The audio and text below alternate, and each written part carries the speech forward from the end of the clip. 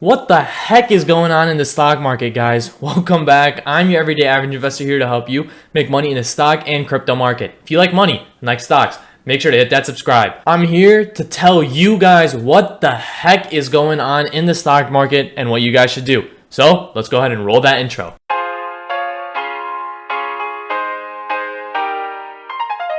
Alright guys, today I have Webull opened up here. You could get 2 free stocks valued from anywhere $8 all the way to $1,600 by depositing your first $100. So what is going on in the stock market, guys? Among many factors, the one factor that is making the stock market absolutely crash into Earth's core is the bond market. Now, to help you guys put this into perspective, I'm going to give you a quick, very simple example. I have this pencil, guys. It is worth $10. Now, on this pencil, I'm getting paid 2% interest, or basically 20 cents. Now, imagine the price of this pencil drops down to $5. I'm still getting paid my 20 cents, so the bond yield actually goes up to now 4%, because off of $5, I am making 20 cents or 4%. So that's basically what's going on. The price of the bond yields is dropping. The price of the bonds is dropping, increasing the bond yields, and that's not good. You can't increase the bond yields above a certain spectrum, which is basically 1.5%. And that's exactly what happened today. We increased above 1.5%, causing everything to moonshot the opposite way. All right, so why does this all matter? I'm glad you guys all asked because I was ready. All right, so this matters because, one, this is not a market crash. For all of those people saying this is the end, sell everything, just liquidate the whole entire account, relax. All right, guys, this is not the market crash. The market crash, which I believe is going to absolutely destroy all of us, just like how our accounts are getting destroyed currently, but at a way larger spectrum. But the thing to understand is that a market crash has to actually have major news behind it to back it up, just like the market crash in COVID, which was in March.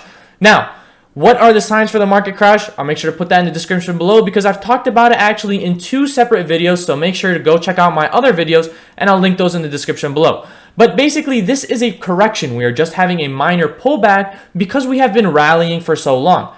What should you do though? You should probably just leave your phone on the desk and stop checking your account every 5 seconds and refreshing it, because that's just gonna cause you stress.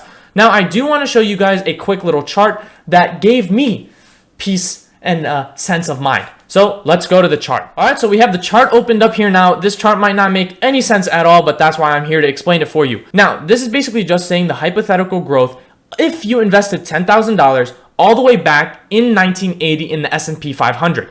Now, for those people who don't know what the S&P 500 is, it basically is an index that tracks the top 500 stocks, the top 500 companies in the stock market. So that's going to be like Apple, Amazon, Google, all that type of stuff. If you look at this chart and you put an initial investment all the way back in 1980 and you didn't touch your money at all, you just let it sit, and for reference, we've actually had multiple crashes since 1980. Let's roll that real quick so you guys can understand what I mean. Now, as you guys can see, you have the bull market and the bear market down here in blue and orange. Now, every time we had a major correction or a crash, basically, that's what you're going to see in orange, as well as their percentages down here. So back in 1930, or basically the Great Depression in 1929, we had a 84%, basically roughly, when I'm rounding up, 84% crash, or 83.4% crash. Right after that, we increased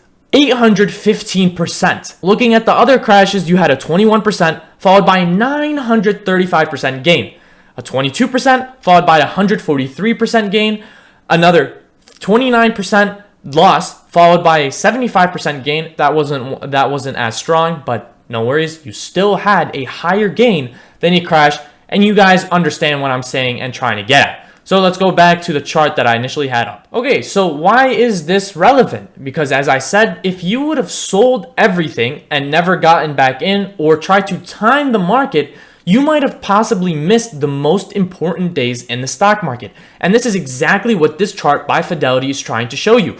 Say you were trying to be a Warren Buffett and sell exactly at the top and time perfectly your entry at the bottom, which is nearly impossible. I'm not saying it can't be done. It sure can be done, but it's nearly impossible, and you might miss the 5 best trading days in the stock market. And what happens, as you guys can see by this chart, if you were to invest $10,000 and leave it alone, after 50 years, you made $700,000 approximately.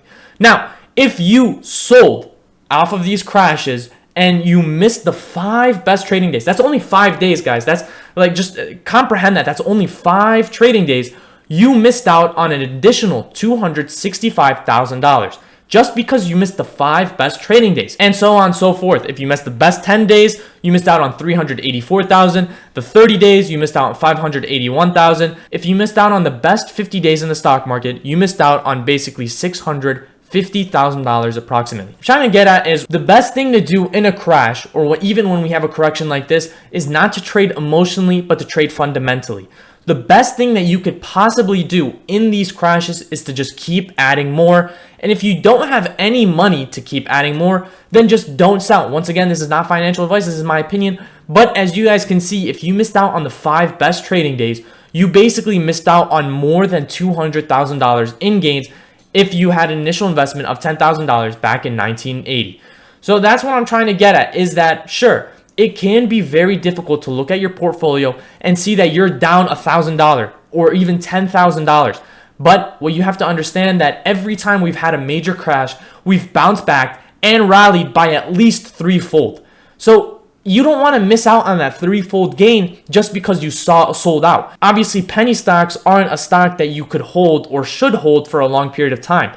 But I'm saying if you actually see a stock that has strong fundamental financial support as well as a strong fundamental background and has future for growth, then yeah, why would you sell? Such as Apple, such as any of the genomic sector, actually, as I discussed before, has huge growth. So why would you sell these stocks? I would actually just add more, because that way you're not screwing yourself and shooting yourself in the foot. Don't forget to subscribe, smash that like button, guys. I hope you found this educational, and don't forget to join my Discord down below where we cover rapid stock and crypto news, as well as give you emotional support in these trying times. So guys, I hope you enjoyed the video, and I'll see you guys all later.